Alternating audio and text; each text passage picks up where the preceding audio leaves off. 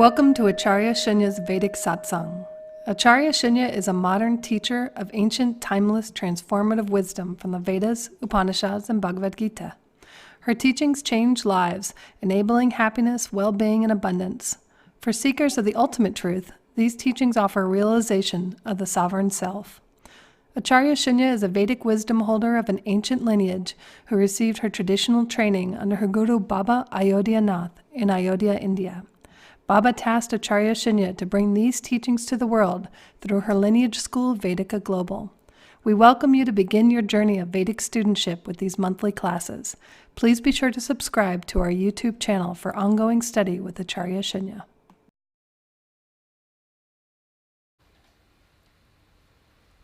Welcome to my satsang. You're actually talking to me while I'm sitting in my home, in my living room, and I'm surrounded by some students who are helping make this satsang happen, come to you live. And today I want to have a very significant conversation with you. I was thinking about the fact that I have this opportunity to talk to human souls from all over the world. And what do I want to share with you? How significant is this opportunity for me as a soul? Somebody who has seen sorrow, somebody who has been through losses, somebody who has seen her own darkness face to face, and then somehow find a way, come through, and now be able to lead others. I couldn't be doing this just from my own little ego saying, yeah, I'm going to have a hero's journey. I'm going to make it. I'll find my way. It didn't work like that. There was some very significant knowledge behind me, backing me up, showing me where I had fallen into a shadow mode. I was operating from my ego. And you know, the ego is my soul's poor cousin. It just wears all these shiny clothes and, and tries to look different and tries to think it's important, but it's really only a shadow. It's really, really sad. But I had this knowledge, this Vedic knowledge given to me by my teacher that I could use to see whether I was operating from my shadow, my ego, or from something deeper within me, my soul, myself, as I like to call it, with a capital S. So I thought that in today's conversation and ongoing conversations, I would like to have a dialogue on how to be less sorrowful, operate less from our shadow, and deeply, truly move forward. So I'm going to share you some very profound teachings. And these teachings cannot be found in any book because these are the summary of my life journey. The shadowy shunya to the substantial shunya. The sorrowful shunya to the shunya who is standing tall despite any difficulties. Awakening in the Vedic tradition doesn't mean it's a magic wand and all your problems go away. Not necessarily. In fact, it might get too boring also. But what changes is how we perceive the situation and how we respond to it. In fact, such has become my deep conviction now that I don't think anybody can give us sorrow or joy. Nobody has that power. It's we who decide that so-and-so is giving us sorrow and so-and-so is giving us happiness. This is just what we put out there. The reality is how you choose to perceive the situation is totally up to us. So, are you ready for a deeper conversation with me? Are you ready to be vulnerable with me? Are you ready also to accept enlightenment from within?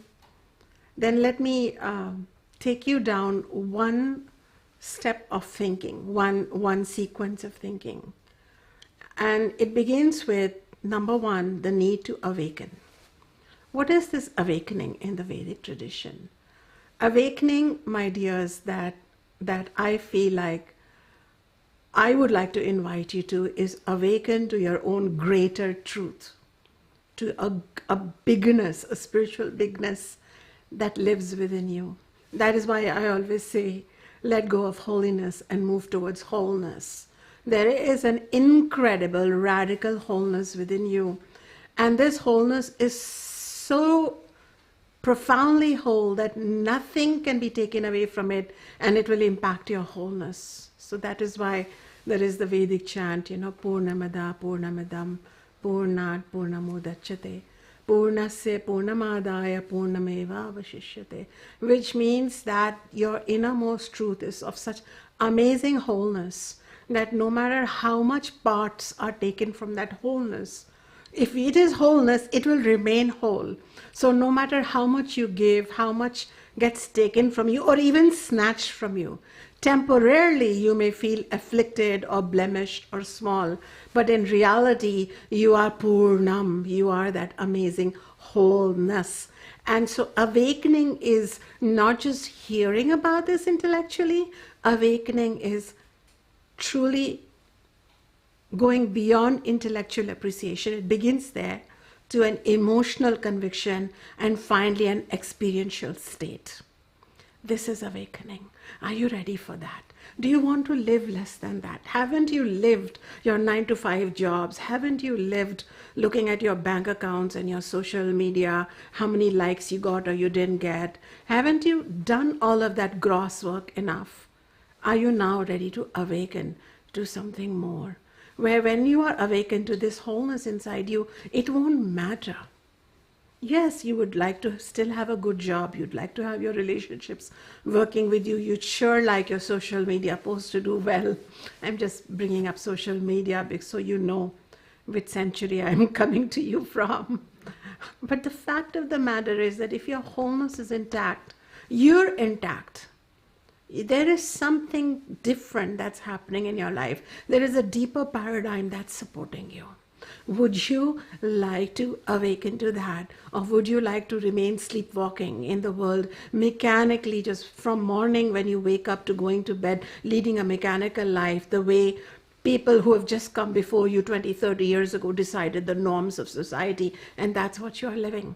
Somebody discovered the computer, so you use it. Somebody figured out the internet, so that's become a part of your life. Somebody decided that this is the this is the technology of car and transportation of freeways, and that's become your life. What have you done to your life? What gifts have you given to yourself? And the gift I ask you to give to yourself is a gift of this resolve that I do wish to awaken. And that is why I wanted to talk to you about awakening, that awakening is not just some awakening to some paradigm which is, so out of this world and so different that it's you almost have to become a different person. Awakening means you can still be in your same relationship, wear the same clothes, maybe some nicer ones, maybe, eat the same food, of course, organic and healthy. But, you're tremendously pleased with yourself, and life throws curveballs at you, but they don't get you that much. You neither success overinflates you, and nor the lack of success or failure even throws you off. You are somewhere, what in Bhagavad Gita is known as Sthita Prajna. You are somewhere in the middle, and you are often smiling to yourself. And you're enjoying simple things in life, like the first rays of the sun falling on the earth, and you are there witnessing it, and you're feeling like grateful. Imagine how that feels. Full, happy. How does that even feel viscerally in your body? How does your heart feel at that time? An awakened being does not live merely in a gross universe, sthula jagat.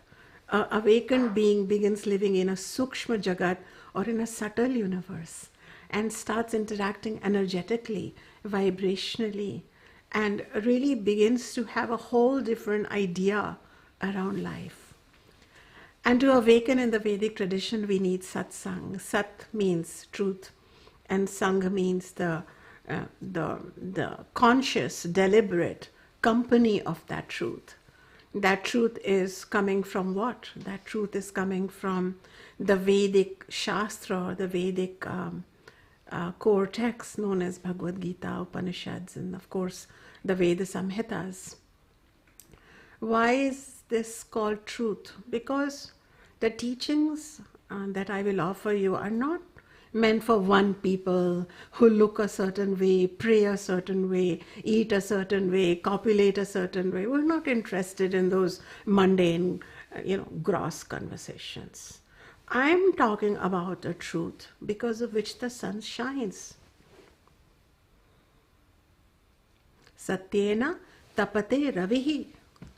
I am talking about a truth because of which the wind is blowing.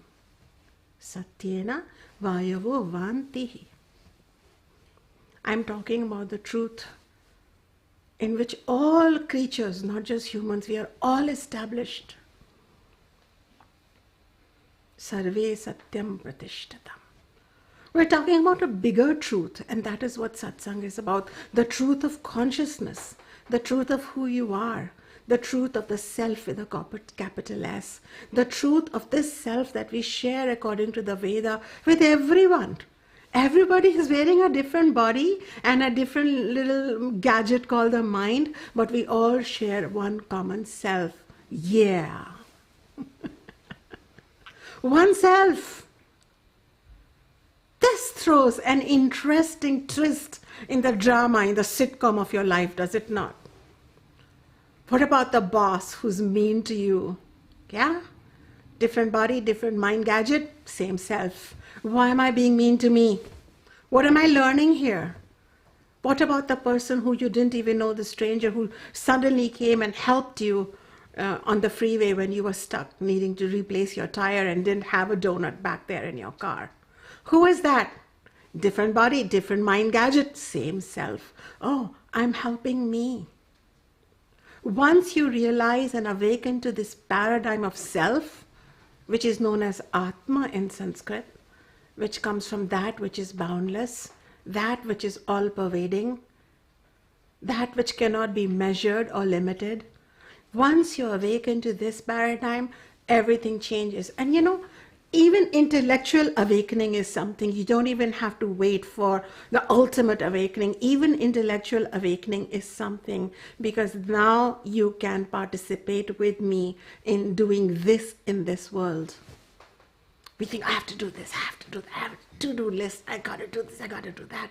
How about you do this? How about, because you are the ultimate self, because you are the ultimate miracle, why don't you breathe? Go ahead, breathe. Breathe. Then be, and then become. This is what I want to teach you. This is my personal formula.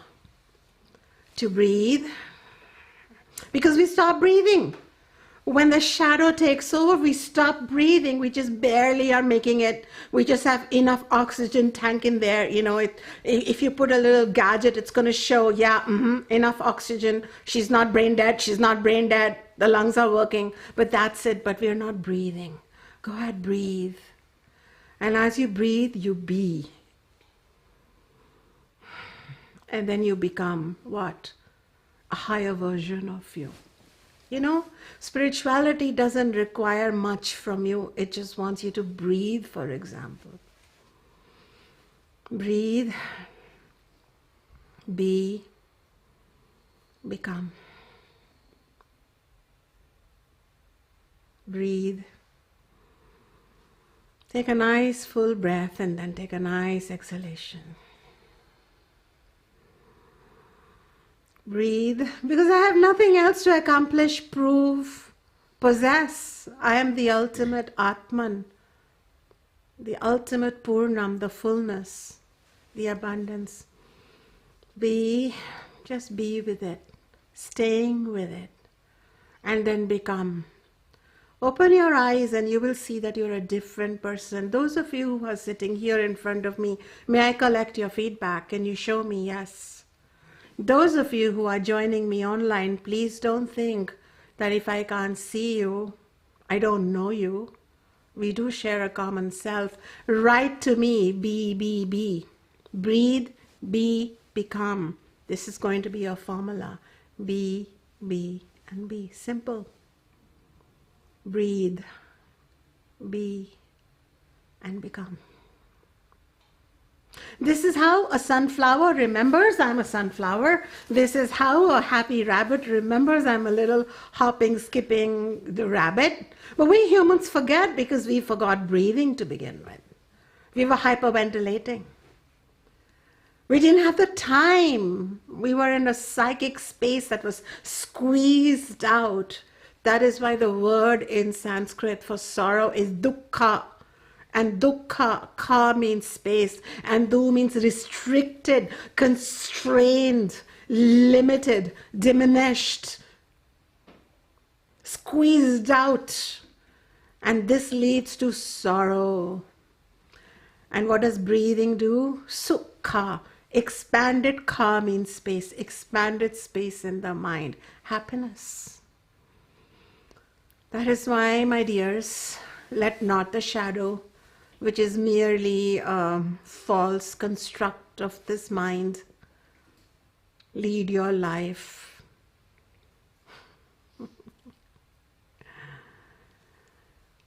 I've been there. I don't want to be there. And even if you come a little bit away, that resolve, that intellectual resolve, I don't want to sleepwalk anymore. I want to be in satsang. I want to hear the truth of that ultimate truth that doesn't belong to any religion, any science, any book, but belongs to everyone and all beings. And awaken to that truth within me too. Then that resolve shall set you free. Intellectually you shall ruminate upon it. You will start behaving differently. Everybody is running to buy something or to sell something, and you will pause and think, well, I could do it differently. Why? Because I breathe, I be, I become. I don't have to follow that script. Everybody is trying to get somewhere, accomplish something, hoard some more pleasures. But you will know that your happiness is right here in your be formula. Now don't get all caught up in the BB cream and all of that, yeah? I live in this world. I know what you guys are doing, what you're applying on your skin. At the same time, are you breathing? Spirituality to me is not about sitting in yogic clothes on a yoga mat or in a forest away from the world. Spirituality is that you could be walking the catwalk. Is it called catwalk? You could be walking the catwalk. You could be the supermodel of the century. You could be, having fun like I am having as a teacher who reinvents herself every 6 hours. 6 hours is all I can maintain predictability. So, as long as you are breathing through this means you are literally physically breathing through this. Go ahead, release. And you can be in this body. There is no denying of the body in the Vedic path. There is an embracing of the body. And when you are breathing through this means, there is a direct connection between prana, the breath, and manaha, the mind. In fact, it is said that breath is nothing but the gross mind. So the slower your breath becomes, the calmer your mind becomes. And then you can, as is said in English, smell the daisies along the way. You can relax. And in that calmness, in that quietness between thoughts, between breaths, the whole universe will talk to you. New ideas, new insights, new way of being, new self-acceptance, new understanding how to let go of what wants to be let go, to embrace what wants to come to you. You will become part of this universe's solution, not a problem. Stuck there taking your Prozac and your anti-constipation aids and somehow walking around, looking like, oh, I wish I could just, have somebody save me. You could save you. But it begins with a resolution to awaken. It continues with a desire to seek out truth, satsang. Satsang comes from texts, not just from people making it up. Why from texts? Because these are not religious texts. These are the observations of sages who broke all the cages of human psychology and limitations, and in their meditations noted their observation of how to partner with the universe, how to go beyond what is just seen by the five senses and go into the invisible realm. So why not go into this and change your life? Yeah, I have this, but I'm not reading from anything. I'm reading from here. It's my life journey.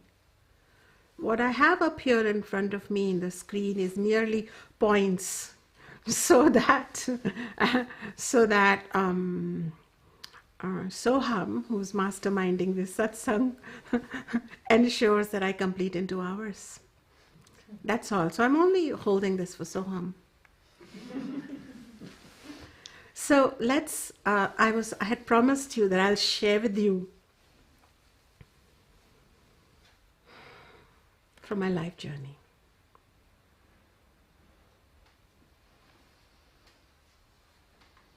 How not to be sorrowful anymore. Are you ready? Because remember I told you, nobody can give you sorrow. Only you give yourself sorrow. So here are my 10 principles. You're so lucky to be getting it live if you're getting it now. And if you are coming in later, I might not even be in this body when you're receiving this knowledge. But this knowledge is Shashwata, eternal. This knowledge is not picked up from one scripture, but it is based on the teachings of the Veda. Teachings of the Veda which says, know yourself. So let me share with you. The first point is lack of awareness of self. This is the first point. Why are we sorrowful?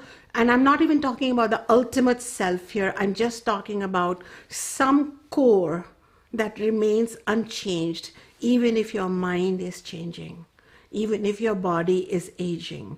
There is one part of you that is merely an observer. There is one part of you that is eternally youthful, eternally hopeful, eternally peaceful, no matter what is happening. Would you agree? But you may agree, those of you who are sitting here, some of you may agree, you might say, yes, I am aware of this because you have been, sitting with spiritual teachers and learning. But this is a very important point because we cultivate relationships with so many people. Do we cultivate a relationship with ourselves? For that, what will it take you? Will it take you to maybe spend 20 minutes a day just by yourself, taking a walk? Sitting with yourself, maybe pushing away all your obligations temporarily for those 20 minutes and just touching yourself here in this I love me mudra. And I can teach you one more thing.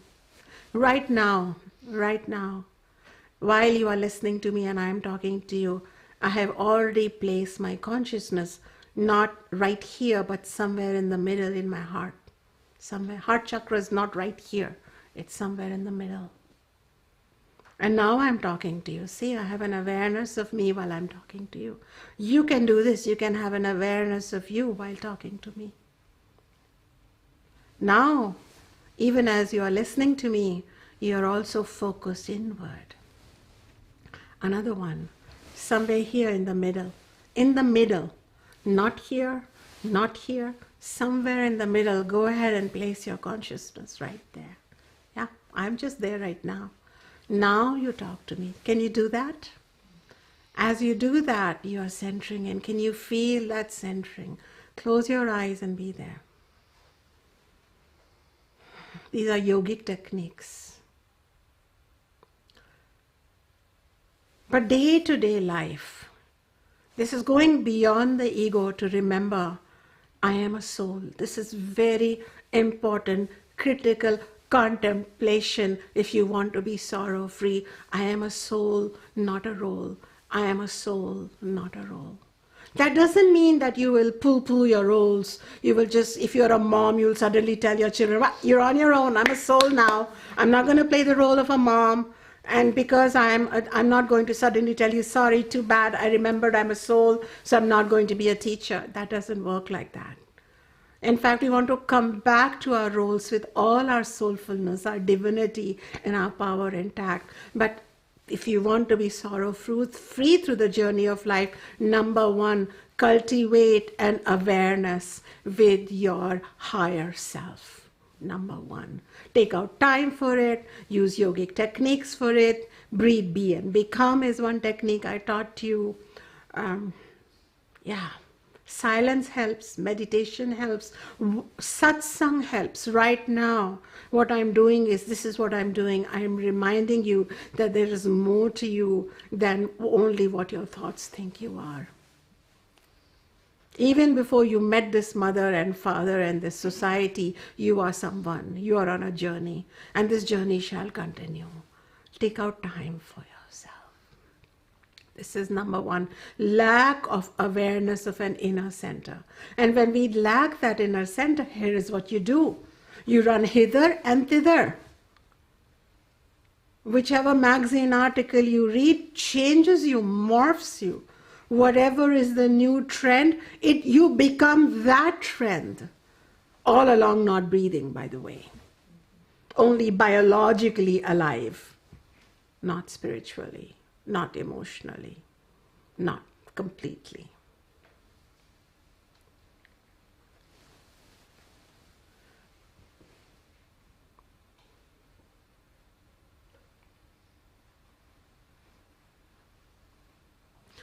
Quit indulging your worrying nature. It's not a badge to be proud of. Point two. We think, and because we were raised by worriers, that somehow worrying is the thing to do. When you're a human, what do? We worry. Yeah. Couple of humans were flocking around Milky Way, and they were talking, and what were they talking about? How worried they are. We indulge this trait in us. And how do we do it? Our two favorite modes are, one is self-pity and the other is blame. Self-pity, blame. Self-pity, blame. Self-pity, blame. If you want to be sorrow-free, name it. Oh, self-pity. Blame. Worry. Not doing that. I'm a soul. I am a boundless one. I have never seen any disciple of mine or student of mine make progress until they see through their own attachment to being a worrier. I'm a worrier too, but I let it go.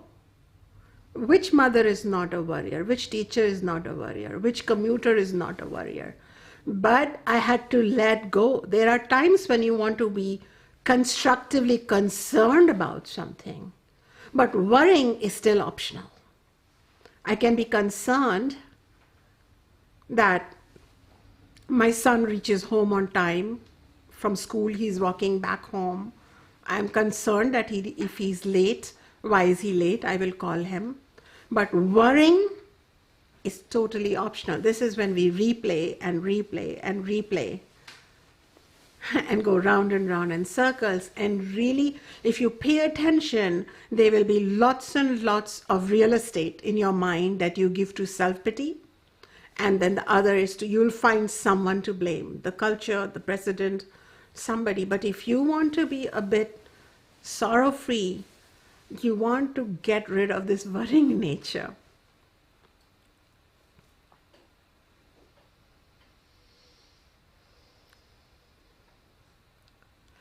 choose to be aligned internally. Third point.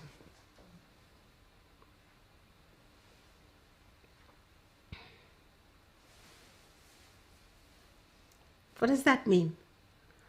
We are choosing to be split between how we feel, what we think, what we say, and how we act. This causes such serious psychological split between us. And nobody will tell us that we have a right to feel our feelings, take away the worrying part, and then connect our words, our reality with those feelings, so that we can say no or yes or I'll think about it and mean it. But when we are split, we are saying things and we are doing things that have nothing to do with what we feel and what we want deep inside. Would you agree? So in small things, start small, but start thinking, when I said this, did I mean it? Do I stand by it? Is this my reality? Or maybe I can say, I don't know, let me think about it. At least that's my reality. Somebody had once told me that they are feeling numb and they don't know what they feel. I said, then can you tell people I'm feeling numb and I don't know what I feel? Somehow, why am I afraid to tell you what I feel? Why am I afraid to show you who I am? Why are we feeling compelled to wear masks?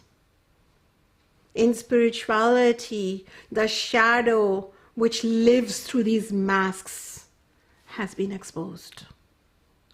And I am giving you permission to be real. It's called being real. You may not always feel the right thing.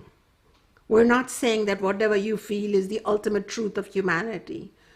You may be not feeling like engaging in a certain conversation, participating in a certain activity. But if you choose inner alignment, then, and you sit with it for a while, gradually you will find the right thoughts. Oh, this is what I'm feeling. This is my core feeling.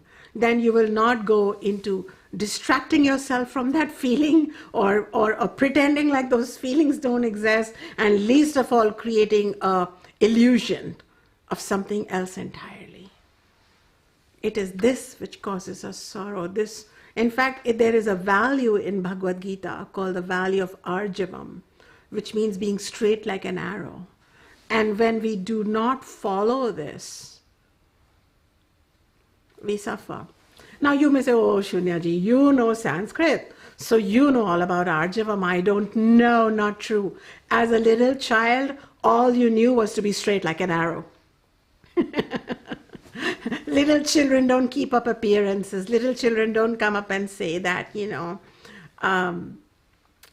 don't make false compliments. They don't make statements of false loyalty, false to yourself. They don't do that. Children would say it like it is. Now I have we have a niece back home in India, and she's now 9, and we're all very nervous of her because when we take her gifts, when we travel back home in India, you just never know what she'll tell you. Like she might say, "Is this all you bought for me?" Or "Don't you have color coordination sense?" Or "What were you thinking when you bought this?" So she just really says it. So when all the other relatives are going to visit her, we're all like sharing notes. What did you buy? Are you clear? You think she's in yellows? Is she like, what's the latest thing? So she keeps us on our toes. You know why? Because she doesn't say things like, "How nice. That's very nice. So kind of you to bring me this yellow dress, So, and then later when we leave, she will tell her mother, "Oh God, this auntie from USA, she doesn't know how to buy clothes." So so I'm not saying we have to be 9-year-olds and, embarrass people necessarily, because she's not embarrassing anybody. remember, we get embarrassed. But the thing is that how can we find a way to speak our truth or keep our silence, but at least we're not fooling ourselves? And this all again begins with, because if we were so busy worrying, there was no time to cultivate any understanding of our own self. What does my higher self want? What is she or it or that requiring? What is, what do I believe in? So this is another thing, is do not allow this split between yourself to continue. And as I'm talking to you, you may realize, oh shoot, I am split. There is lots of splits within me. It's great. That's why we are in satsang, because now you can spend more time with yourself, and rather than just impulsively, saying yes, no, or judging others or judging yourself, you can say, I'm in a discovery process. You are important enough to do self-discovery. The next one is, you cannot be happy if you have a restless mind. Why is it restless? Because you are always searching for happiness outside you, in other things or other people. But all this happiness is ephemeral, and it often comes with a lot of conditions, So it's a myth that in the Veda wants to tell you that you can, everything outside you will give you pleasure. Short-lived, medium-lived, long-lived. But it cannot give you happiness. Pleasure lives in the cheesecake, not happiness. Because if happiness lived in the cheesecake, did we really need a spiritual satsang? We'd all be eating cheesecake for the rest of our life. That's it. That's what we'd be doing. But one too many bites of the cheesecake and pleasure converts into disgust. Pleasure has a strange algorithm with our senses. The more it is available, the less pleasureful it is. Would you agree? Do you agree? The boyfriend or the girlfriend or the lover who was once so, felt like such a prize to achieve, when that person comes very close, when that teacher comes very close, when that comfort comes very close, our senses think it is ordinary and no longer draw that pleasure. Do you see that? However, happiness is up to us. If you have decided that in this relationship, through its ups and downs, happiness is up to me, then you will work at it. You will bring your aligned self into it. You see? You will bring your meditated, loved, respected self into it. You may stay in it, you may leave in it, but your happiness is up to you. You will not be tormented because of the absence of something, or because some pleasure may be temporarily or forever withdrawn. So this restless mind can never really be a happy mind. So if you want to awaken to a higher paradigm, instead of indulging this restlessness, defending this restlessness, rewarding this restlessness, talk back to it and say, calm down. Let's take a walk. Let's breathe, be, and become already fulfilled from within.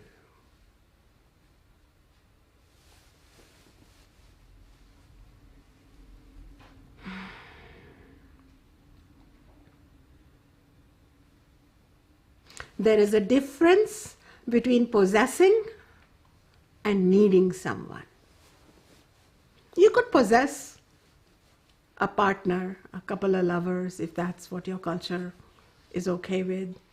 A handful of perfumes on your dresser. You can possess them. But if you need them, you're in a problem. You can possess something. My dog also possesses a big basket full of toys. We all get to possess something. You got your toy? Good. Living toy, non-living toy. Enjoy your toys. Pleasure.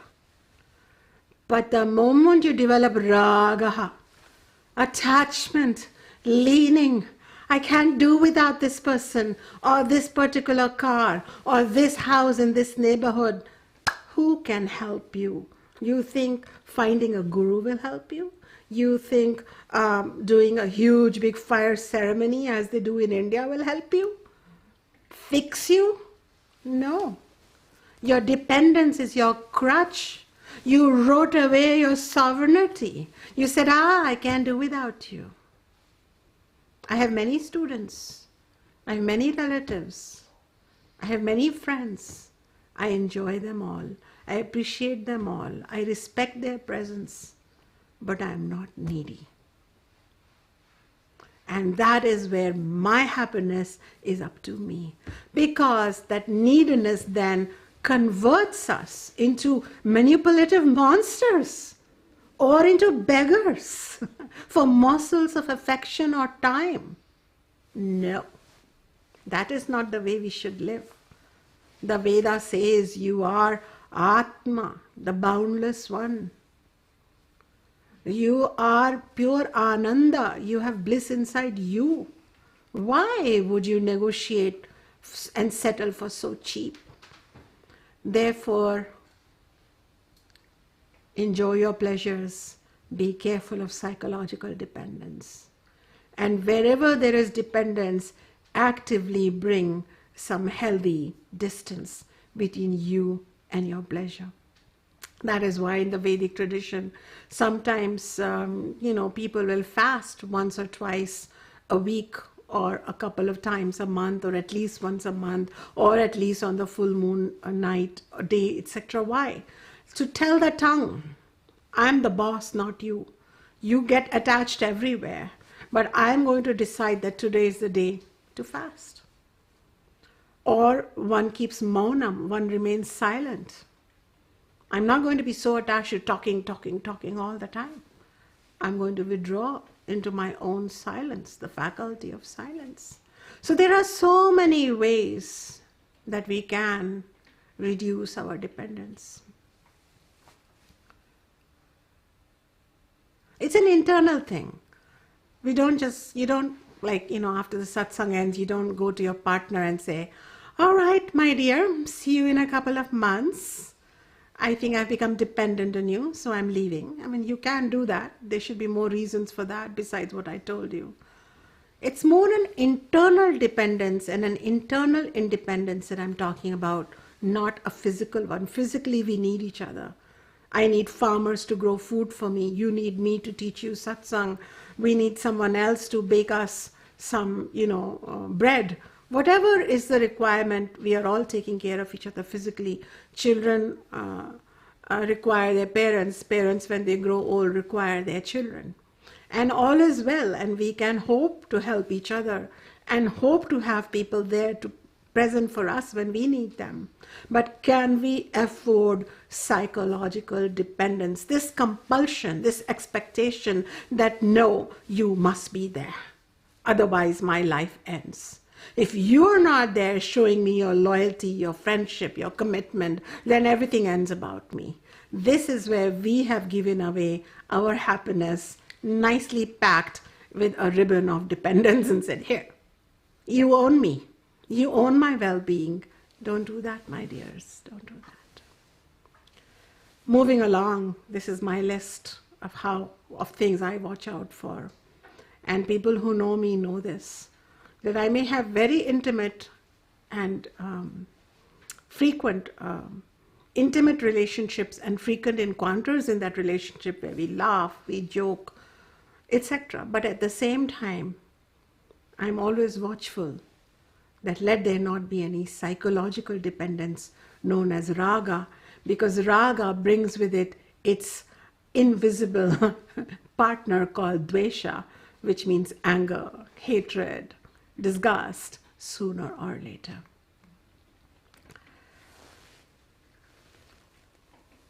There is a word called Dharma in the Vedas. It comes from the root word dhri, which means to be steadfast. And dharayante iti dharma. That which sustains this whole universe is dharma. It has too many meanings, and I'll keep coming back to dharma again and again.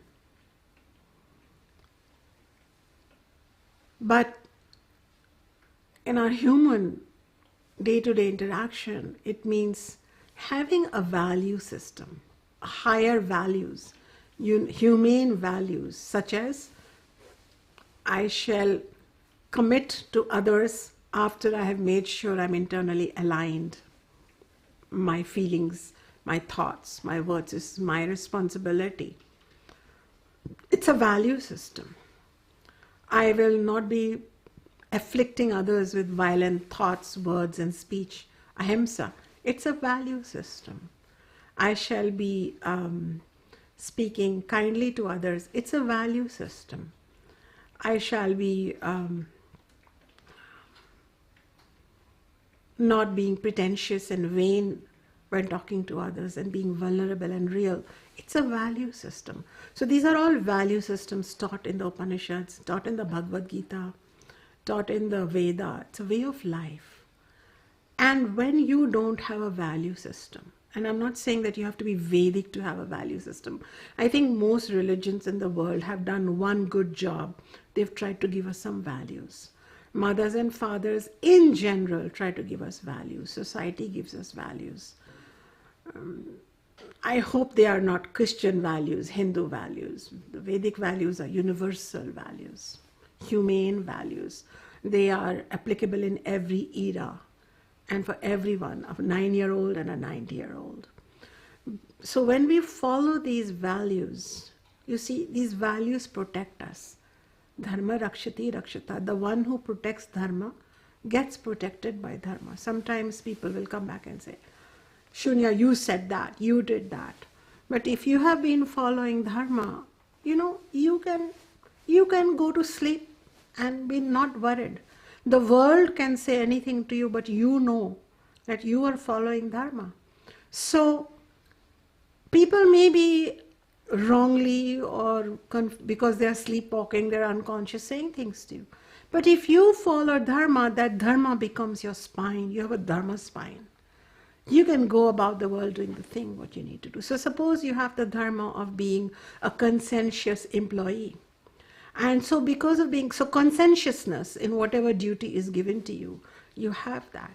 So if you bring that conscientiousness into being, when you are an employee and you do your part, and some other people go up to your boss and say, that person is not pulling their load and they're, and so deep down, you know something unfair is happening to you. Somebody lays you off saying, the rumor, based on rumors, that you're inconscientious, I don't know what's the English word, unconscientious? You're not conscientious, and so so you're conscientious. There is a rumor around you, there is an image around you that has been built up by some jealous colleagues that you're not conscientious. Well, here is what dharma does to you. According to the Veda, when you are following a dharmic value, whether others see it or not, the universe sees it. The invisible higher power of the universe sees it, and you are generating an invisible cloud of punyam or positive merit or protection. So even though you may get laid off from a certain job or even unfairly blamed for something, probably due to some past karma, something came up to you. But because you followed your dharma in that moment, you know what's going to happen? You might find a better job. You might find another opening that is worthy of you. And even as you are leaving, you are feeling so strong inside you. Things are breaking around you because others are showing their discombobulated, sleepwalking unconsciousness, and you're standing tall. Oh, breathe, be, become. Is this any less a miracle? Dharma protects you.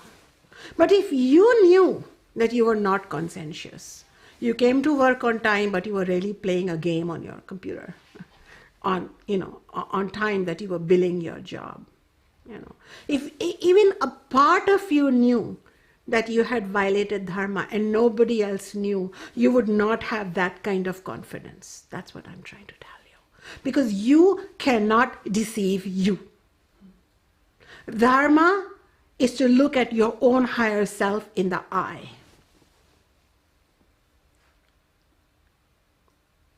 I was not born understanding all about dharma. I had to perfect it. I had to work towards it. What is my dharma as a wife? What is my dharma as a mother? I've had to learn. But as I'm learning more and more, it's becoming easier. It almost feels like I'm on a train of dharma. And so this dharma protects you. Adharma eva moolam sarva roganam. In Vagbhata, or in this Ayurvedic text called Ashtanga Hridayam, it is said, Sukham na vina dharmat tasmat dharma paro bhavet. Without dharma, there is no real happiness. Because somewhere, either internally, you will be worried that somebody will find out, or even if nobody finds out, you know that you are leaking away time that you were being paid for. And somewhere your higher self will not be happy with you.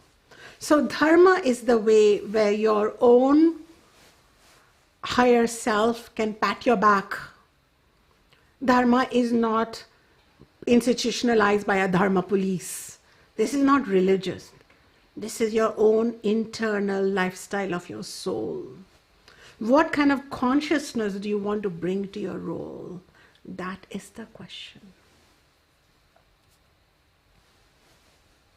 In fact, the entire Bhagavad Gita is a teaching of dharma.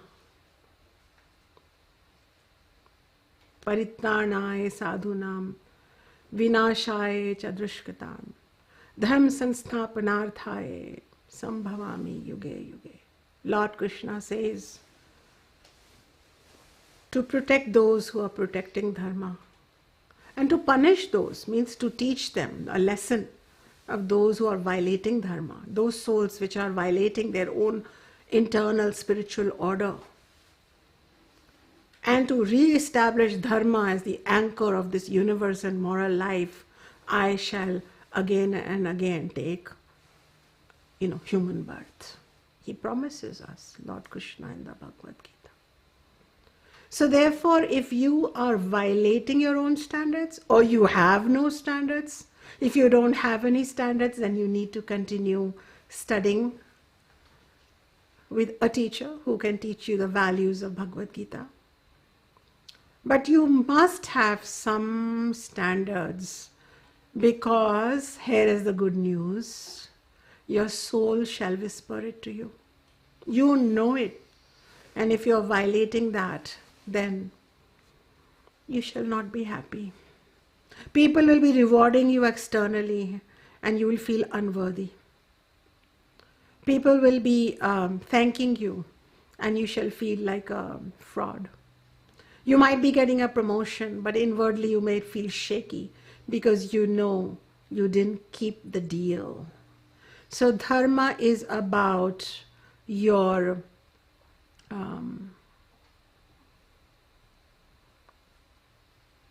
state of consciousness in your day-to-day life. Violating it is something that is not necessarily the way to be happy. Now, in today's teaching, nobody wants to tell you, hey, better watch out that dharma, man, because otherwise you're going to suffer. Okay, I wish I could rap. Hey, watch out the dharma, man, otherwise you're going to suffer. The dharma's going to come get you. Then what you going to do? This sounds really morbid to me. How about this? How about you turn inwards, listen to the voice of your soul, and then when you see the Bhagavad Gita, it's going to remind you what you already know, and then live according to dharma, and find the dharmic smile in all beings. When you love with dharma, dharmic love comes back to hold you forever.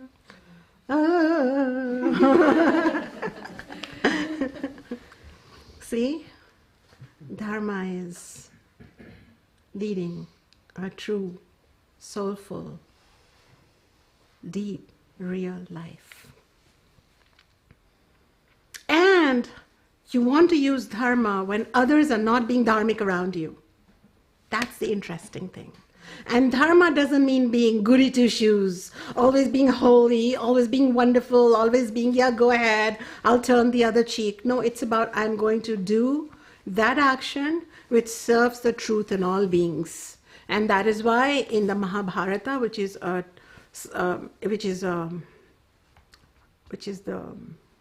English word is epic, in which the Bhagavad Gita is situated of 700 verses, the spiritual teaching. In the Mahabharata, the dharma for our hero Arjuna was to go to war, because in that war he had to defeat or bring home the lesson of adharma to some very non-dharmic souls. So non-dharma is not an option, and in my view, my life changed radically once I wanted to make dharma an important part of my life. Not just something, oh yeah, you know how it is like, you know, you're just chanting away, you know, yeah, dharma sounds really good, you know, and you've memorized a couple of nice things about compassion and care and altruism and, you know, and kind-heartedness and you know, it's about really taking even that one word, compassion, and then seeing what you're doing with it. And if you are dharmic, can you leave that, then will you not benefit from that compassion? Is dharma only for you and you and you and not for me? So how can I not be kind to me? How can I not have compassion to me too? How can I not have some clarities of to-dos and don'ts for me too and for you too? So dharma brings a lot of sanity. Recently I came to know that a lot of guests would be coming from my partner's side of the family, then my side of the family. All of summer we are going to be busy. And my response has to come from dharma. What is my alignment? How much can I, what am I signing up for? What am I not signing up for? How do I uphold all the souls who I deeply love and respect? How do I at the same time uphold the soul that I am? See, it allows us to have a conscious engagement with whatever is coming up, versus going into the same old worrying and concern and self-pity, other blame. Dharma teachings and bringing into our life is very, very important. And then the final two teachings I have is, you think your little ego told you it's responsible for everything and it's going to get you everything you want. Okay? And there is no God. There is no higher power. There is no greater will to even veto sometimes. No. Occasionally we can deal with God if I can get a lottery, if I can get the soulmate that I want, you know, if I can lose the weight that I want in the right time, you know, then we feel like there's a God in the sky. But otherwise, there is no God, right? So to not have a relationship with a higher power is cause of sorrow, because then everything good happening to us, I did it. And it leads to arrogance, and arrogance sooner or later leads to a downfall. Or it leads to extreme morbidity, as in, I failed myself. I didn't work hard enough. I didn't do everything right. Whereas when you have God in your life, and God in the Vedic understanding can have a name, can have a form, and it's up to you, Saguna Brahman or Saguna Ishvara, but God is ultimately nameless and formless principle, a presence that is in each and every particle of this universe, shining as its inner intelligence. So this Ishvara, or this God, and having a relationship with God helps me when things are not going my way, because then I can say, you know what, I tried my best, but there is somebody who got me. God got me. God wants to make sure that I don't get this set of relationships in my life any longer, or I don't have this, this money was lost when I was maybe in the train, or I forgot it when I left it somewhere here and there. So this $10,000 God wanted to circulate in the universe away from me. So it so helps a human mind come to grips and not pretend to be God, and be responsible for everything, because this is too much. Let that divine intelligence, because of which you see the sunrise and the sunset, because of which the seasons are changing, because of which there is spring or there is fall, all this beautiful intelligence has also some plan for you. And when that higher power is a part of your life, you're going to be happy. But if you don't spend time contemplating upon God, thanking God, or having some relationship with God, then you are a spiritual orphan, and you're going to be not having your spiritual parent around to support you. And the last one that I have come to a conclusion about is from Karma Yoga, that I think that I can, which is connected to God, but it's an attitude of control. That whatever I do now, like right now I'm teaching and I'm having fun actually sharing what I have learned in my life with you. And I just now start controlling everything afterwards. What happens with this knowledge? Who all is listening to it? Why are enough people not listening to it? Why are so many people listening to it? Why is so and so thinking not this way but this way? It's too much. And according to the Vedas, we have a right over our actions. That is our jurisdiction. I should bring 100% consciousness, alignment, Dharma to my teaching right now. But once it's noon, we sign off in Pacific time, California on Earth, I'm done. I'm done. Similarly, when you're painting a painting, your jurisdiction is during the painting. Should I use brown color or rust color? Should I draw a woman or a man? Should I use black charcoal? Should I use water paints? What should I do? It's up to you. After that, you can take it to a gallery to sell or, to get appreciation. But beyond that, now you have to let it go to a higher will. So your individual will is subservient to a higher total will. And when I say subservient, it doesn't mean you have no power, because you had lots of power at that time. But what do we do? We don't spend our time choosing the right colors in painting the painting we should paint. We worry more at that time about which gallery will it go to. Will it be liked? How will the people, what should I do? What is the latest trend? What do people want? Do they want charcoal? Do they want water paint? What do they want? So we are constantly thinking about the collective, the total, the future.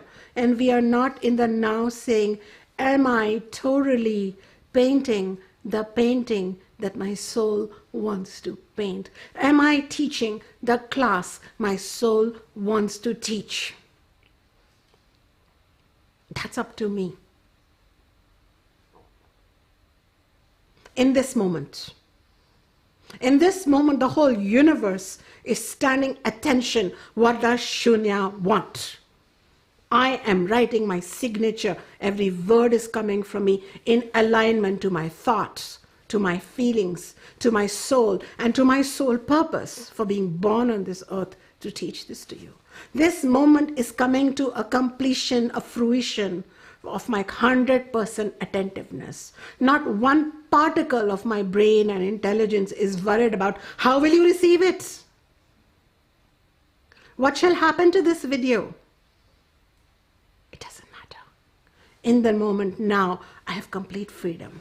I can cook the pie I want to bake. cook.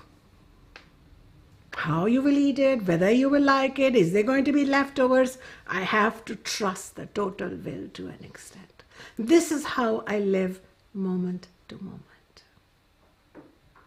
I hope you enjoyed my 9 or 10 principles. I didn't really count. I should have, but I didn't. Duh. So the last one, let a few things just roll by, okay? Don't be so perfect, even in your spiritual journey. and relax. Be. Breathe. Become. Become. Be. Breathe. Breathe. Be. Become. Doesn't matter. See, the thing is, be who are you. In that moment, you are pure awareness. Breathing is a process of connecting with that awareness. And becoming is becoming into. You're not becoming something new. You are becoming back. You are resolving back into who you already are. So, it doesn't matter what you remember first. The point is that you have to breathe. You can choose to be rather than and then you can become who you always were. It is never too late to become who you could have become. A truly happy person who has taken their happiness into their own hand. And they lead an awakened life, not just an unconscious life. If you are choosing to come back again and again to study with me month after month, then I shall keep leading you through such and similar teachings. Because my one goal for everyone on humanity is to become authors of your own happy life. And we get so caught up in what's not possible. Because that is what the consciousness right now in Kali Yuga is believing in. Kali Yuga. Yuga means epoch. So according to the Vedas, there are 4 epochs. This is the darkest epoch. The epoch where you go find your inner monk and you find your inner punk. That's why you need a punk-like monk. That's why you need to study with teachers who can connect you. Don't give up your inner punk to be a false monk. Your monk likes to be a punk too. You have a material dimension, let's call it the punk. It's kind of cute one with a nice hairstyle. And then you have a spiritual dimension, which is the monk. You want to bring them together. If you lead your entire life only taking care of one part of you, the material part of you, did I eat? Do I have money? Do I have a car? Did I pay my bills? I'm hypervital and all the relationships belong to the body. Breathe, be, become. Hello punk, meet your inner monk. And then if you're being a monk and it's that scripted monk, I just need to wear one kind of clothes and only chant one way and only think one way. Oh boy, there's something not right here too. Relax, meet your inner monk. This is called leading a more balanced life. And I'm just making up these words because I'm finding that I might be a rap artist down the road. You just never know. I mean, you're doing one profession and then, you're doing one vocation and then you find you're doing something else. But that's the thing. The soul is here to have fun. And I had promised one thing. In a past satsang, I had promised that I will talk about legitimate and illegitimate desires. And that's going to help you also, because when you know those legitimate and illegitimate desires, then you will worry less and you will choose a more, conscious way of approaching your desires, because it's the desires that make you restless, right? So would you like to learn about that too? Okay. New topic. Yeah, it's good to announce it's a new topic, because then later when we edit these videos, it's going to be easy to edit them. Hey, Chandra, can you move this back? Perfect. Woohoo! And Rashmi, could you get me some water? Thank you.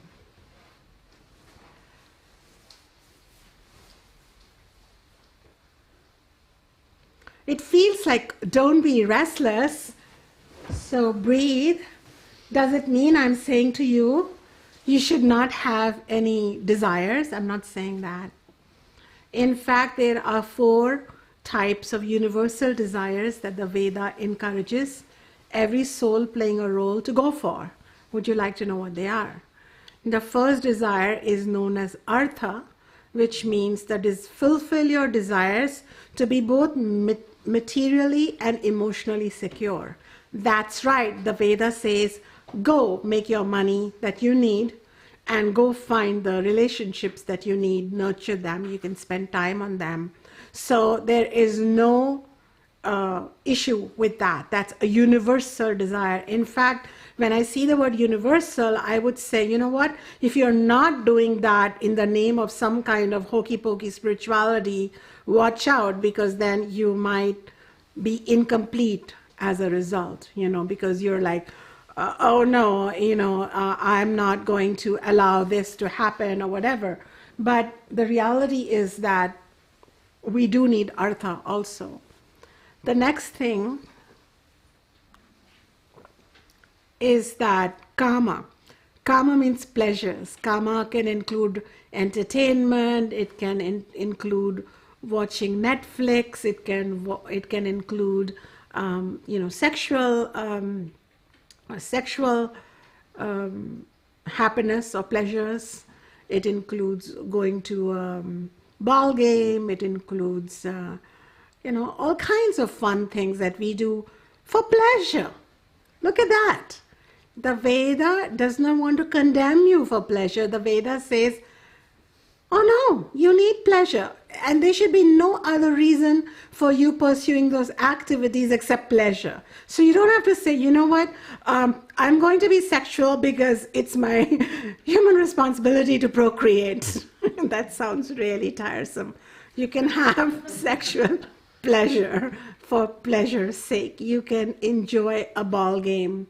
You can, have fun potting around with craft and plants in your backyard, or and if this satsang gets to be any more fun than I'm already having, you might start watching this satsang just for pleasure. But the point is that you deserve pleasure. That's the point. The third universal goal or universal desire that the Veda says you can go ahead and nurture in your hearts is the desire to be virtuous, the desire to be dharmic.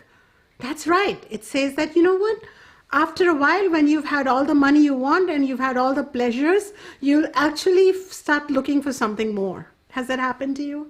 And then you will seek value. You'll forget all the cupcakes you ate. You'll forget all the, holidays you took. But you will never forget the look in the eyes of the old woman that you walked across the street. You'll never forget. Or you'll never forget the pleasure you felt when you spoke your truth, though it was hard. You will never forget the pleasure you experienced when you said no to bribery. So dharma is a kind of a desire, and you must, give expression to it. And the fourth type of desire, which is really amazing, which is my favorite, is called moksha. And moksha means liberation. What is it, liberation? What does it mean? And liberation from whom? It means liberation from the previous three desires. Means finding out who you are, whether you have money or not. Finding out your fulfilled self, the big S self, whether you have emotional relationships or not. Who am I? So it's a liberation, because now you're not dependent on Artha. Similarly, whether you're having a pleasureful life or not, but to finding that you are free of that, because just being with yourself is pleasureful. Has that happened to you?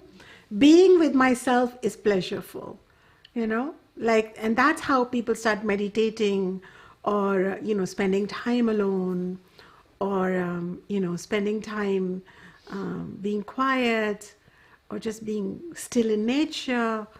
Pleasure is coming from within. And then moksha can also mean even freedom from dharma. What does that mean? It's a good freedom. It's not dharma is never a liability, but sometimes we may think, I'm so dharmic. I have a dharmic resume. I have a dharmic not-for-profit. I'm a philanthropist.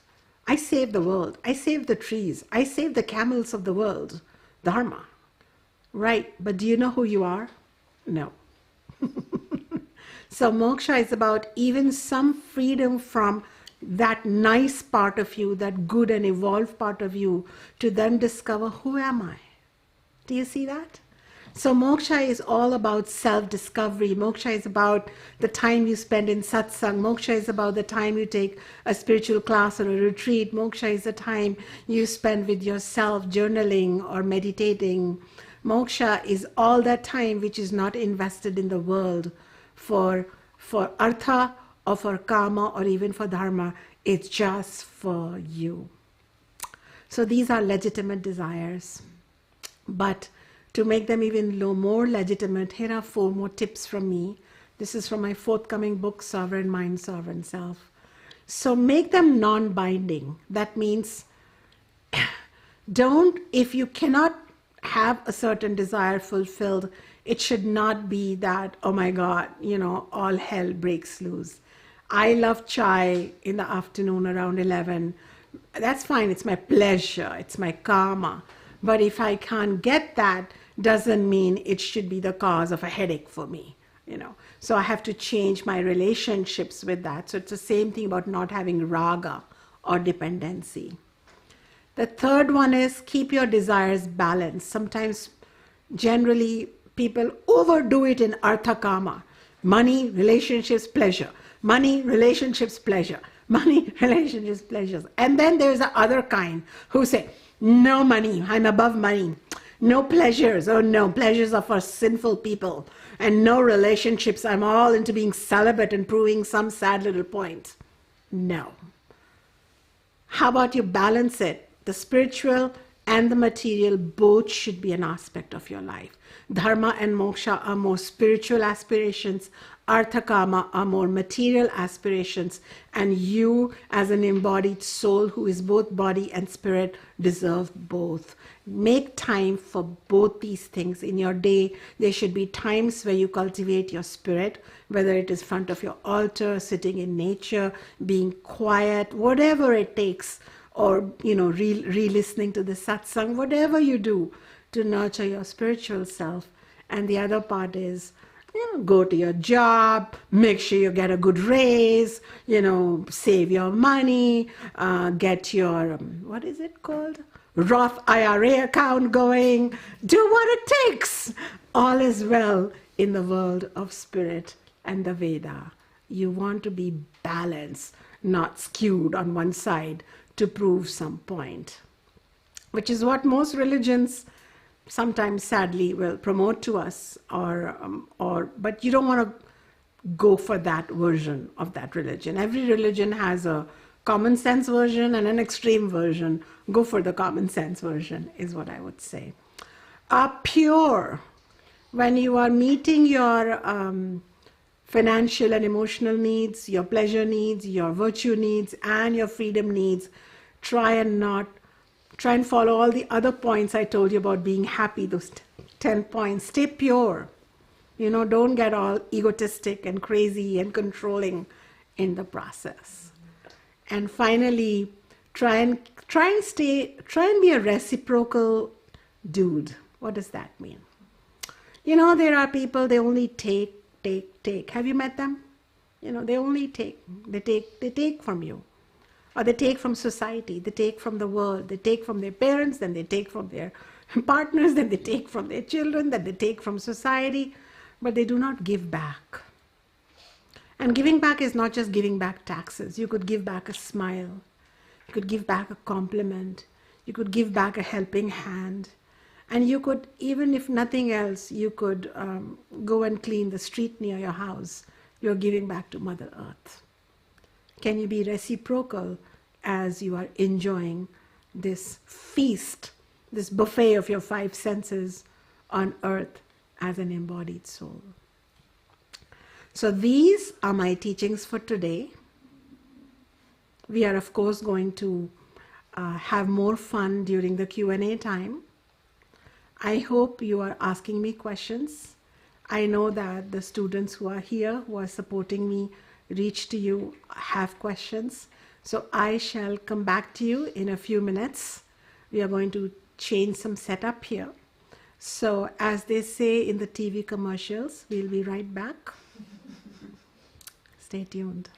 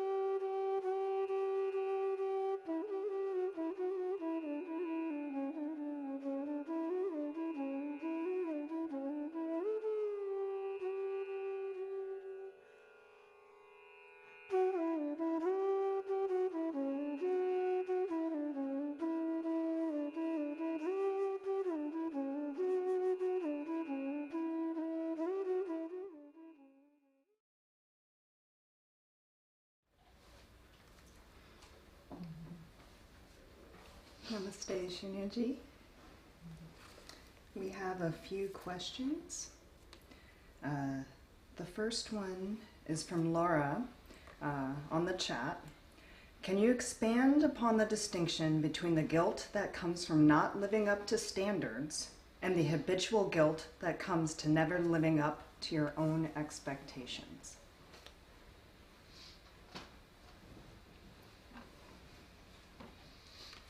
Good question, Laura. Let's look at the emotion guilt. Every emotion has a role to play. And guilt is an emotion that tells us that there is something we needed to do that we didn't do. However, once we've done what we have done, once we've got the learning, once it has exposed to us, when guilt comes up, we should calm down and go in there and see, what am I being asked to see? What did I not do? And it's very useful, and a lot of us spend our whole lifetime avoiding that because it's really painful to know what part did I play in this, because we're so busy blaming another. But guilt is like poetic justice, and it comes up and says, no, you could have spoken more calmly, you could have done this, you could have, whatever. So guilt is usually an emotion that comes up to actually guide us. Contrary to what we now think is guilt is a bad emotion, there is no bad emotion. In future, I would like to teach satsangs on emotions, So guilt is not a bad emotion, and it gives us some knowledge. But once you've experienced the guilt, once you have done that, you should acknowledge, oh, this is what I needed to see. Sometimes we do either by accident or by intention, we hurt someone or we hurt ourselves, we've let ourselves down. For example, we had decided we'll be on a diet, but then we binge, and eat a lot of food. So we've let go. Something we've either let somebody else down or we've let ourselves down. But once guilt has come in, what's really important, and that's the time you will spend with yourself, that I'm talking about cultivating the self, you can actually thank the guilt. And then you will be able to touch some core emotion that guilt may be covering, like sorrow. You might have some grief. You might have some anger. You might have some disgust with your own behavior. There is something that the guilt first comes like an emissary to say, you did this, you need to look at. Once we acknowledge it, we can look at what we need to get. So these emotions are our teachers. But if you are in a guilt overdrive, that is, all you do all the time is feel guilt. I've met people who are always guilty. And then to deal with the guilt, then they have anxiety. That means that you are not willing to drop deeper. You have somehow become, you are just cruising at the place of guilt only. Guilt becomes shame becomes, all that. Instead, when I experience guilt, and every living human being should, if there is any spiritual teacher who has stopped experiencing guilt, you should be afraid of them. Because what guilt does is it tells us, it's our own GPS, our moral GPS, so what we should be doing, should not be doing. So when I experience guilt, it's a very uncomfortable emotion. Who wants to experience guilt? Everybody wants to experience joy. But when I experience guilt, I'm like, oh boy. And then I have to spend days with that guilt until it then shows me, I might have spoken a word that I shouldn't have spoken, or I didn't stand up for myself when I should have stood up. Do you see my point? Or I could have done a certain thing. So I have to be with it, and then it fades away. When its work is done, it fades away. When the guidance has been taken, it has been received, the emotion has been named, it works out. So you experience guilt. If you try to push, you can distract yourself from that guilt, or you can blame it on others. You're guilty, not me. You can do all that, all the, defensive behavior.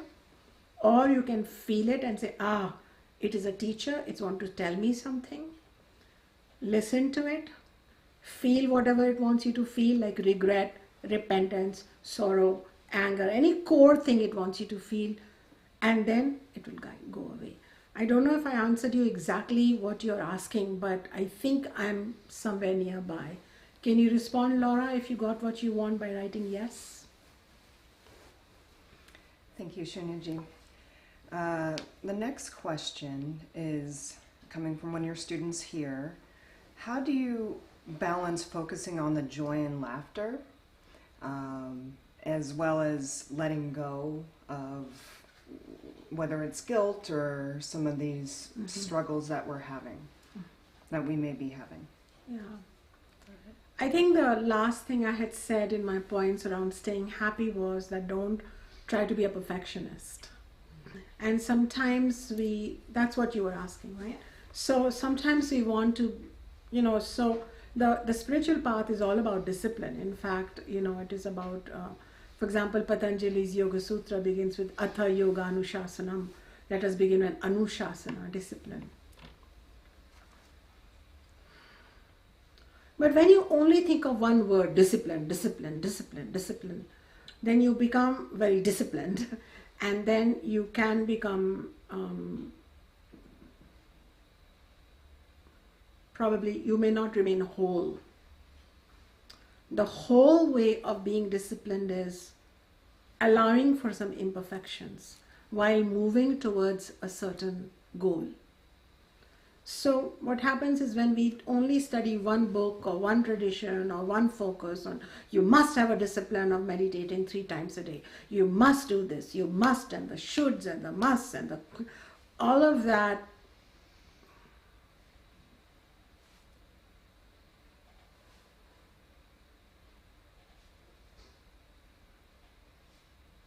happens on its own when your mind is more inward already because of some of the teachings I have told you. Then discipline is not an external whip, it's an internal choice.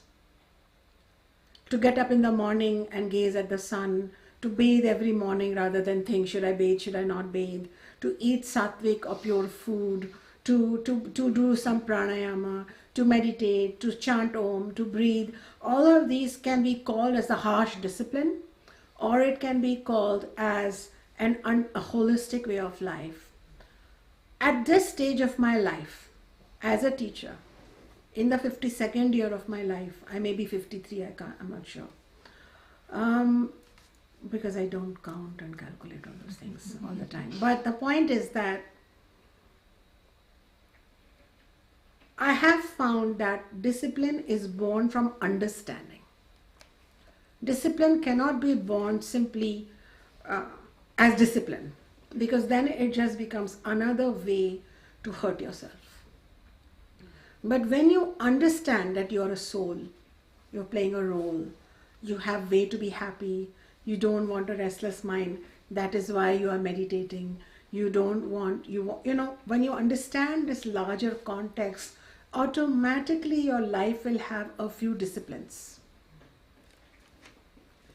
So you may call me a teacher who is speaking a little different from the extreme discipline, yogic discipline that, for example, Sage Patanjali is asking. But then Sage Patanjali was not having a communication with the whole world, to householders. So if I was talking to my most advanced student, I might have a different conversation. But the conversation I'm having is with regular human beings about spirituality and awakening within their domestic roles. So for me, the bigger discipline is the remembrance of breathing, being and becoming than anything else, I think. Okay, we have another question from the webinar from Marianella. With the 4 universal desires, shouldn't Dharma be the first one? Find your Dharma or live your Dharma to achieve Artha and Kama? That is right. Good job. You must have studied this before also, or you are an intuitive soul. I bless you. These are the 4 desires, but then as you study further, you will be told that while you have an intuitive tendency to want to look after Artha Kama first, but Artha Kama should be sandwiched between Dharma and Moksha. Dharma is your ethics, your values, your higher standards should guide you all along in your Artha choices and Kama choices. And so that you do not become addicted and dependent, you should also have a contemplation upon moksha. So that you should always be thinking that while I'm enjoying this, while I'm earning this, while I'm accumulating this, who am I without this? So that is right, you are correct. You see, the entire Vedic tradition was based upon question and answer. So when a student asks a question like you asked, then I can answer and the conversation goes further. Otherwise, if you had not asked this question, thousands of people would think first Artha, then Kama, then Dharma, then Moksha. So let me take care of my money, let me take care of my pleasures, and then if I have time, I'll figure out my values. But you asked a question, and with that question, you have helped entire humanity. So a teacher knew a student's state of mind based on the question they asked. Very good question. Another question from the webinar from Joanne. Can you talk more about Ishvara? Are we separate from Ishvara? Joanne. Where is Joanne talking to me from?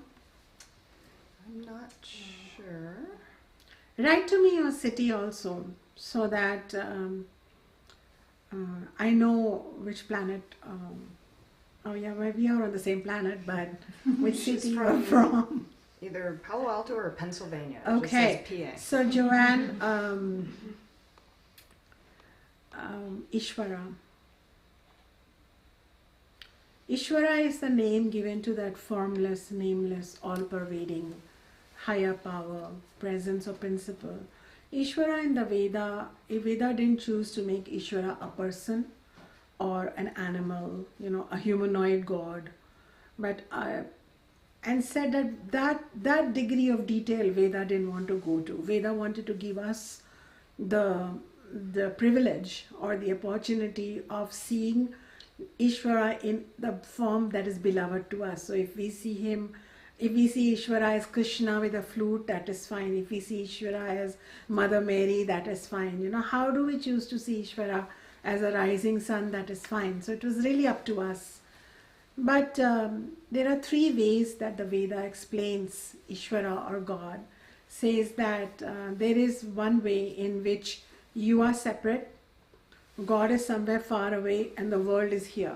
So it's a three-pronged relationship. You, world, God. There is the world, which seems really big, and then there is God, who lives in some super address, some super geographical address beyond this world, or somewhere in the high mountains, the Himalayas and things, and you are here. So this is the view that most religions provide us, the world, you, God. And it's a bit fear-imposing, but at the same time, at least there is God, so you feel like, oh, there is God, and we go for it. Then there is a second one where you bring God and world together, and then there is you. So now the world doesn't feel so intimidating, good, bad, and ugly. Whatever you encounter in the world, you start thinking, oh, Ishvara is behind this. Ishvara is authoring this. Ishvara wants me to learn something. So this is less fear-invoking, and you start seeing the world with new eyes. And a lot of people, operating from this in every religion and in every country and in every part of this planet, they go out and do philanthropy, they help the poor, they help the orphans, they help the aged. Why? Because they say that, I am serving God in this form. Or they help other animals, so because you find that there is an encounter with the divine in the world. So here Veda is saying this is a more progressive view where you bring Ishvara and the Jagat, the world, together, and then you are here. So now you can have a more sacred encounter. And then the third encounter, which is the most evolved, which goes into the Upanishads. And the Upanishads say, well, if the world and Ishvara are one, but you are no different from the world. So that means there is not 2 points, there is only 1 point. There is only God. And a manifestation of that God or Ishvara is the world, and a manifestation of that Ishvara is you. So you can find the Ishvara any which way, the 3-pronged way, the 2-pronged way, the 1-point way. And in this one, then you start seeing that Ishvara and the self, with a capital S, or the soul is one. The soul in the Veda is different from the other traditions where the soul can, soul is different. This description is different. The soul in the Veda is pure consciousness. In fact, it is divine consciousness. In fact, it is Ishvara only living as, the soul. So all the soul guidance is coming from God. So in my own life, my dear, when I get up in the morning and I bow to the rising sun, I actually worship Ishvara outside me. Or when I bow to the altar which has some gods and goddesses, my favorite ones, I'm worshipping God outside me. I don't know where they live, but they're outside, somewhere outside. Then when I am offering seva or service to the world, in fact, even right now I'm sitting and I'm saying, may my laughter, may my knowledge, may my teachings, may my tears, everything. Before I even started teaching this class, my only prayer always is, may I become an instrument of ease and joy and light in the world, right? So then I am actually, connected with God in you, connected in God in all beings who are going to watch this, video down the road, and serving them, connect and awaken, connect within and awaken to their inner light and potential.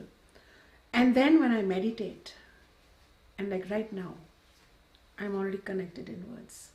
And then I don't need to go search for God anywhere else.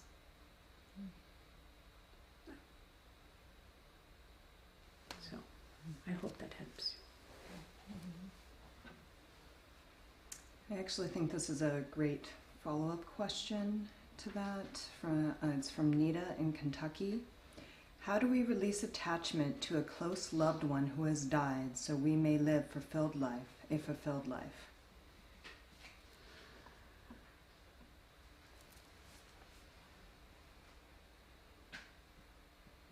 I'm sorry for your earthly loss.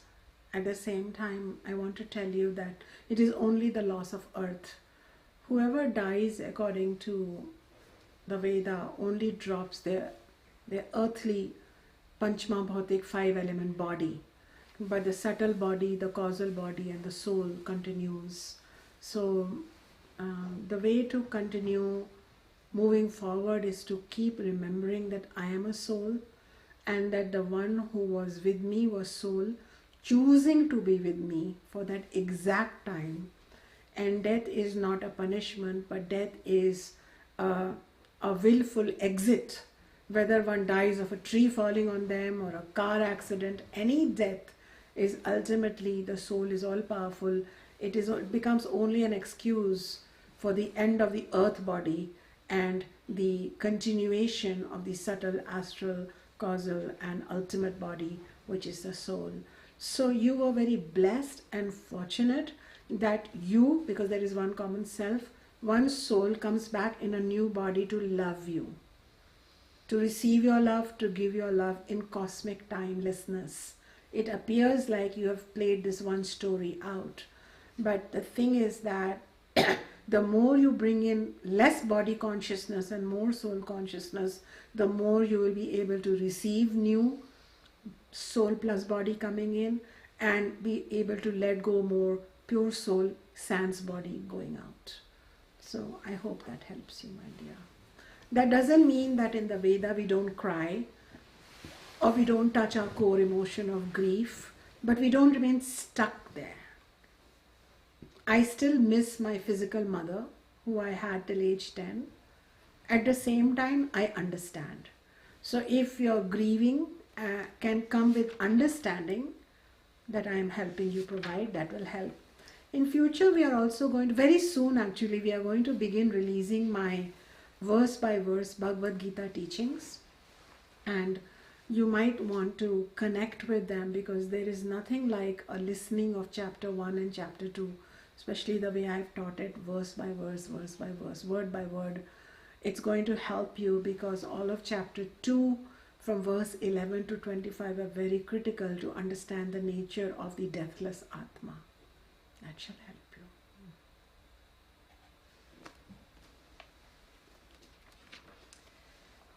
you. Another question what you have gifted us today has really been so rich, so many lessons and practices. How do we sustain the breathe, be, become after this satsanga? By breathing, be. And to carry it with us. You know, in this Kali Yuga or epoch of darkness, darkness will come grab you the moment you sign off, the moment you leave your teacher's company. So it is for us to keep a light lit within us. How do you keep that? What is your personal reminder? That is totally up to you. When I forget I'm a soul, all sorrow and suffering comes back. When I remember, it goes away. It's as simple as that. So whether it could be that I've taught you many things, whether it could be breathing, whether it is holding your consciousness somewhere in your heart or in the center of your head while talking to people, maybe developing an app which reminds you every 30 minutes to breathe and say to it, I'm a soul. That, you know, these simple things, this is what a person who wants to awaken does. This is not what a person who wants to stay asleep does. The person who wants to stay asleep doesn't do these things. You know, they just want to,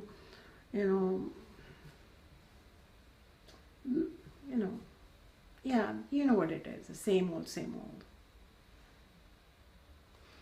But it's up to you. So for me, having a beautiful home environment, sacred reminders, whether it is crystals, whether it is gods and goddesses.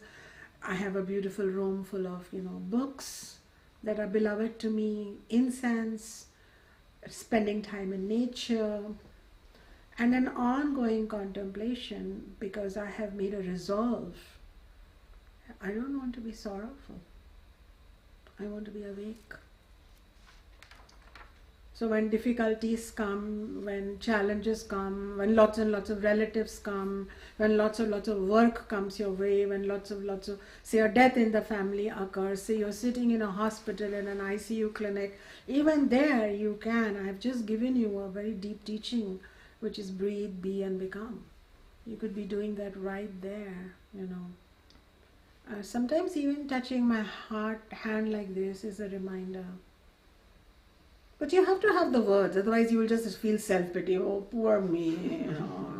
That's what we all do. Oh, poor me. Nobody understands me. That's our go-to place. And in Sanskrit, we don't need anyone to understand. I'm here to understand me. I'm a soul. I'm Atma. I'm boundless. Try it once. See what happens. When you connect to the truth of who you are, see what a paradigm shift happens in you. Has anyone of you tried that? Mm-hmm. Tried telling yourself that you're a boundless, powerful being? What happened? Did you just jump out of your...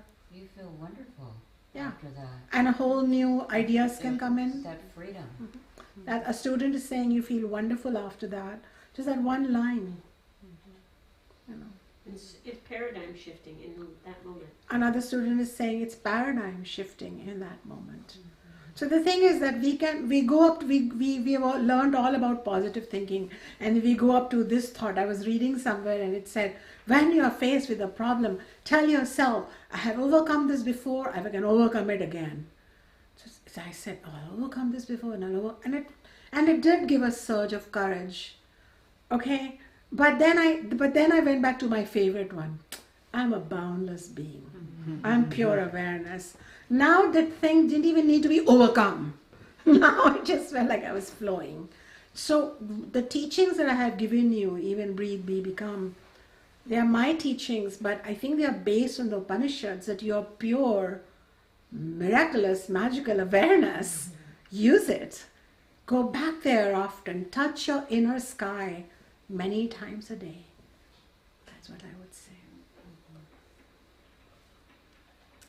So following from that, Shunyaji, you had said in a previous satsanga, you were talking about thoughts, and that our first thought isn't always what we have to attend to. Can you expand upon that a little bit, as it's related to what we're sharing right now?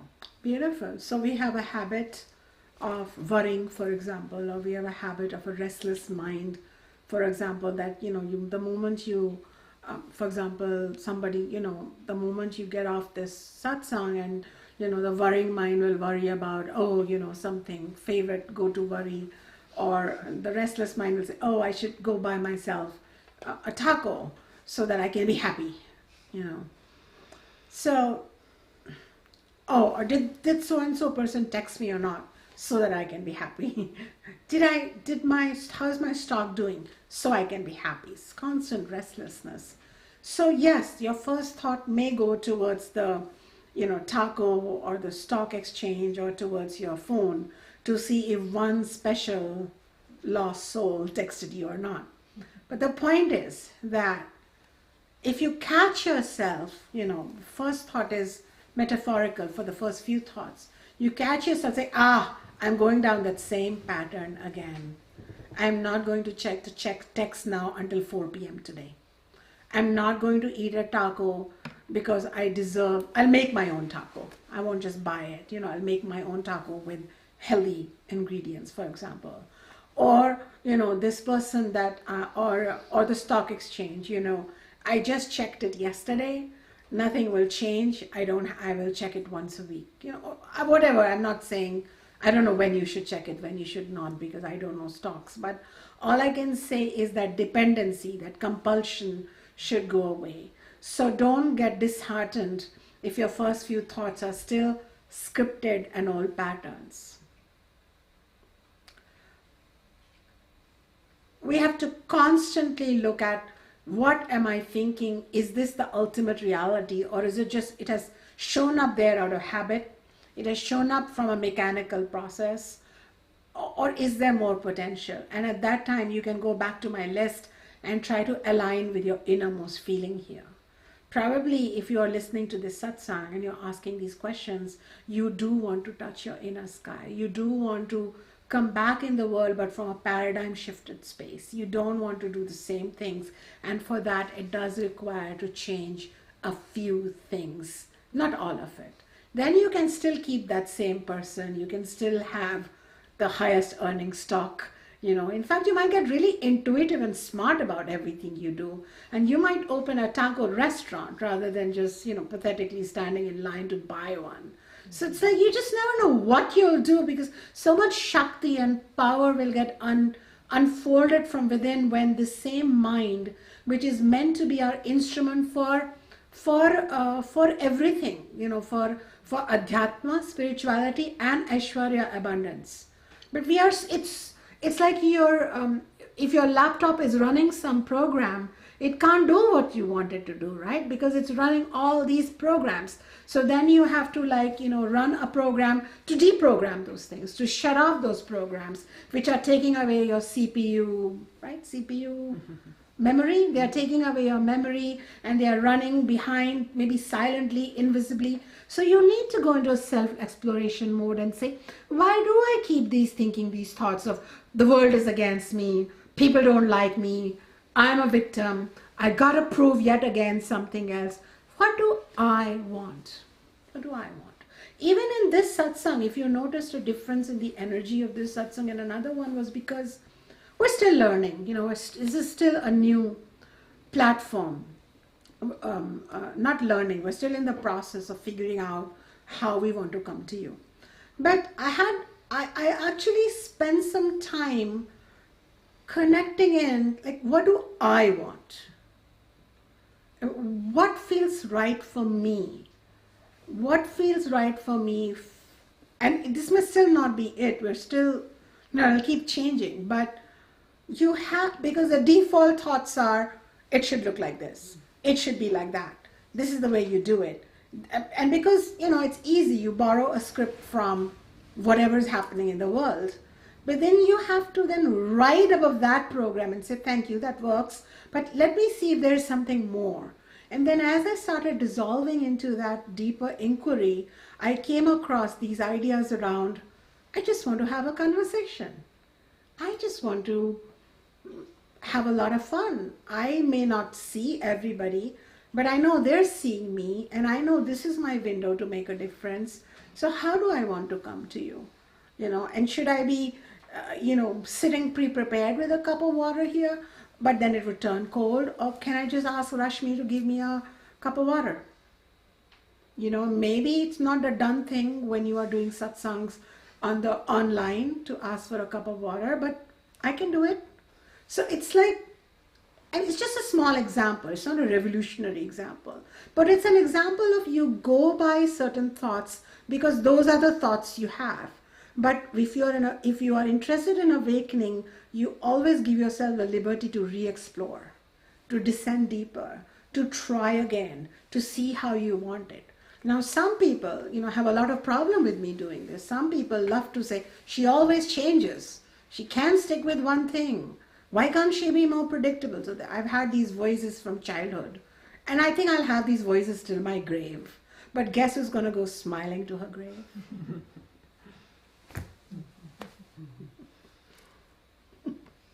Right, Vimla? So I think we have a couple minutes left. Is that right? We have one more question. Would you like to take one more question? Okay. How do we develop understanding that leads to healthy discipline? Who is this asking? It says Veda Seva. Veda Seva. Okay. Nice names. Only by healthy understanding does not come from the inner guru. There is a lot of thinking that somehow, the inner guru will give us the knowledge. Though your soul is Ishvara and you know everything, there is a mantle, a clutter of the shadowy, the shadow on it. And I can, I don't have the time to tell you why the shadow arose, etc. But I can just say that there is this thinking that somehow we will know it if we meditate. Yes, if you meditate, you will become calm. But do you know who you are? Not necessarily. I will know it if I chant my guru's name. Sure, go ahead, chant your guru's name. And you will definitely have positive vibration because chanting is a discipline. And, and you will be tugging at your guru's consciousness. So you will be benefited. But do you know who you are? Yes, you don't know who you are. So in the Veda, in the Upanishads, there was this, just like you go to study arithmetic, you have to go to an arithmetic professor. To study geology, you have to go to a geology professor. To study about Atma, you have to go to an Atma professor known as an Acharya or Acharya. And ultimately, you don't know what you don't know. And that can only be achieved externally and in colloquial terms from an outer guru in the beginning. But this outer guru should be willing to teach and not just preach. So the outer guru would be willing to teach you some teachings. For example, you will actually be able to study the Gita or read the texts with the teacher. And, either in their lifetime or through their recordings or through their books, something. We typically say it's a living teacher because only the living teacher can answer questions. So once you've gained that knowledge, what will happen is that your inner guru shall start awakening. So the inner guru gets awakened through right knowledge. It is lack of knowledge that makes you fall asleep and you believe your shadow is you. Right knowledge from the Upanishads awakens you, and despite your shadow, you grope in the darkness and find yourself. But for that, you need light, external light. Because without external light, you cannot look. So you need that light. And that light is called Shastra or these texts. And Shasanat iti trayate, Shastram, Shastra, that's three things. It commands you, like I have given you some commandments, breathe, be, become. Then it will enlighten you. And finally, it shall protect you from your own self-ignorance. So to answer your question, my dear, understanding cannot be had right away.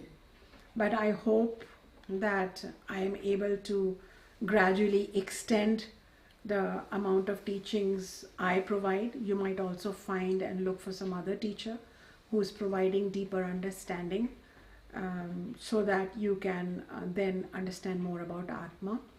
If you want to continue studying with me, per se, for example, then keep watching this this YouTube channel, because we will be releasing a lot of my old teachings, modular teachings of various texts like Bhagavad Gita chapter 1, Bhagavad Gita chapter 2, Tattva Bodha by Adi Shankaracharya, Sadhana Panchakam by Shankaracharya. So these are like you, and then what you do is you take up one text and you come back to it every morning. You set up a discipline, you listen to it, you make your notes, and even as you're listening and making your notes, your understanding will grow. And as this understanding grows, the darkness will shed and the inner light will grow. So this is how it happens. So this tradition is called as a herd tradition, Shrotriya Parampara. You have to hear it. So that is why we give the responsibility to a living teacher.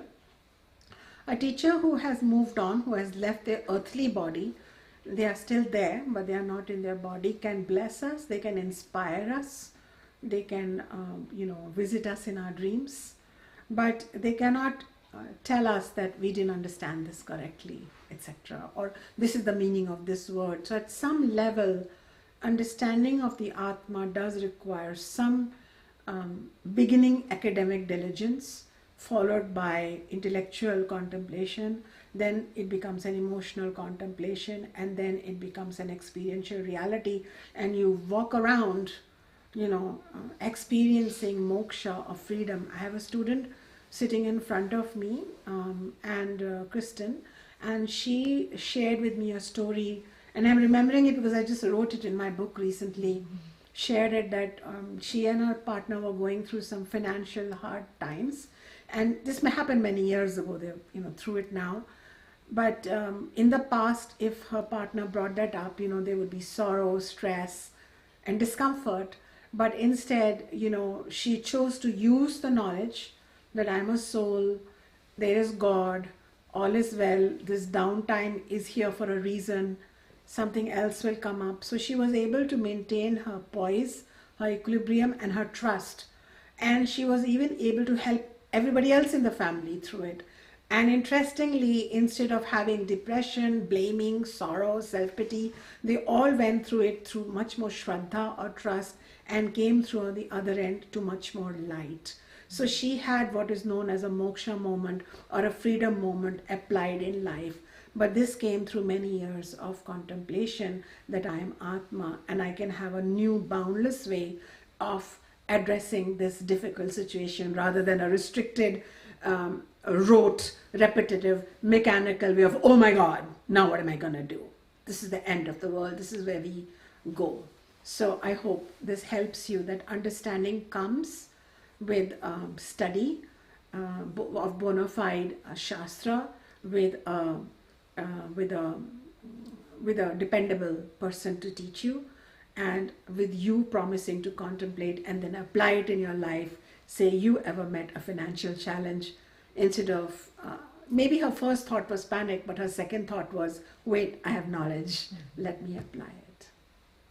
So with that, it's 12:04, and thank you so much. I'm so glad that you are part of this light circle that we are creating. If you like my teachings, I'm just going to go ahead and say it. You must share this video, you must like it, you must write your comments, you must do what you need to do, as I am doing what I am doing, to spread the good word. Everybody needs it. Be my partner in this, and let others know that there is hope. There is the Veda. Veda tells you to know. Know what? That you are a soul and you are boundless. Thank you.